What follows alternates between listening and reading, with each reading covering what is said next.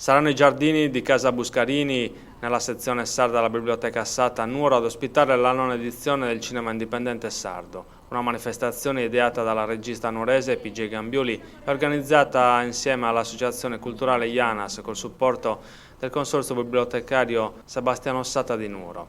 Un evento che rappresenta ormai un punto di riferimento obbligato per tutti gli appassionati di cinema indipendente e in particolare della forma espressiva del cortometraggio.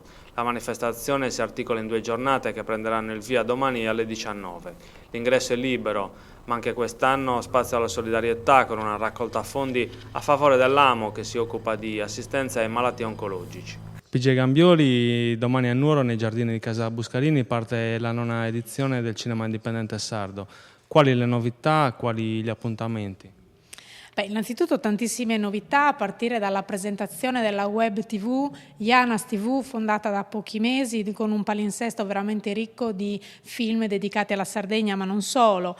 La presentazione dell'evento letterario, Elio Moncelsi ci presenterà Ebrei in Sardegna, segni e disegni, un'idea nata per la prima volta quest'anno per unire la letteratura, lo storyboard e il cinema sostanzialmente, e poi la presentazione del gruppo Movimento, una libera associazione di appassionati e sostenitori ma anche di lavoratori del mondo del cinema in Sardegna, tutti riuniti in un'associazione da Cagliari, Nuoro, Oristano, Sassari per difendere un po' i diritti del cinema. A seguire a partire dalle 20:30 abbiamo una ricchissima programmazione di film sardi indipendenti proposti in collaborazione col Cineclub Sassari e Sardinia Film Festival e ovviamente il cinema indipendente sardo.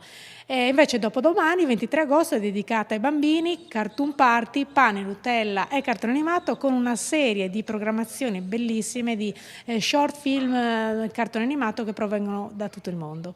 IANAS TV è la novità di quest'anno. L'idea è nata semplicemente perché avevamo bisogno di far vedere le produzioni realizzate in Sardegna, ma non solo, di farle vedere un po' in tutto il mondo. Quindi la vetrina più veloce e importante è sicuramente la TV via web. E quindi noi abbiamo creato IANAS TV, è facilissimo, vi potete iscrivere andando su internet, su YouTube, digitare IANAS TV e premere il pulsantino iscriviti.